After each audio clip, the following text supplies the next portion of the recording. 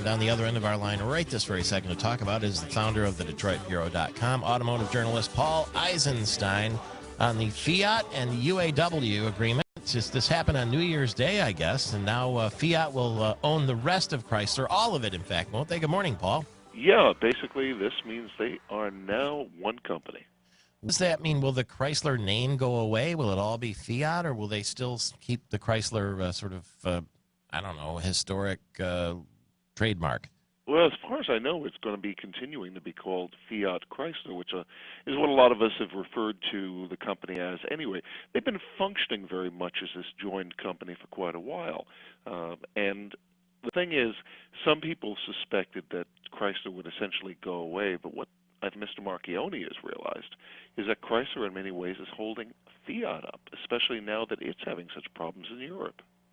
So why would he want all of it then? And that's a simplistic question, of course. But what would be if he's sitting there right now in his black sweater, whether he's in Italy or in Auburn Hills, and I know where I would be on the cold day in Michigan, that's for sure. What is his ultimate plan, you think? Well, what you have here are two weak players.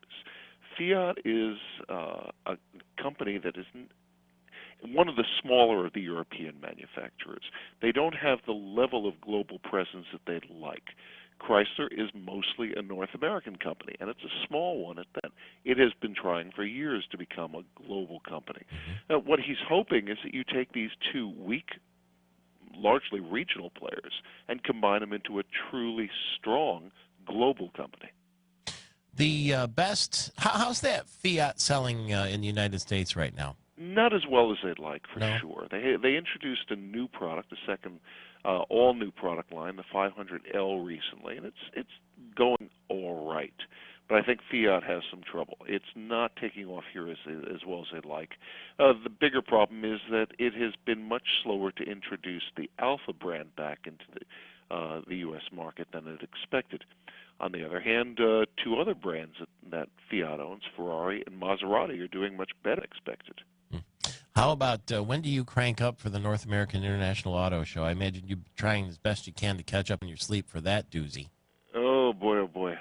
Sleep, what a concept. Anyway, we've been putting out stories for the last 2-3 weeks. We've been getting previews and sneak previews and spy shots and everything else on an awful lot of the stuff that's coming up at the NAIS. Just 2 days ago, we had a report on the new Nissan sports sedan that they're bringing in concept form, which will become the next Maxima. But we're just about a week or so away from the official press days, aren't we? Yeah, well, it'll begin unofficially over the weekend before that. So, yeah, it's just a little over a week away. All right, and we can, as you can hear from Paul Eisenstein, get previews right there at the DetroitBureau.com before the official unveilings and so forth, and press announcement and all the rest of it. So it's the DetroitBureau.com, and we'll see you downtown Detroit.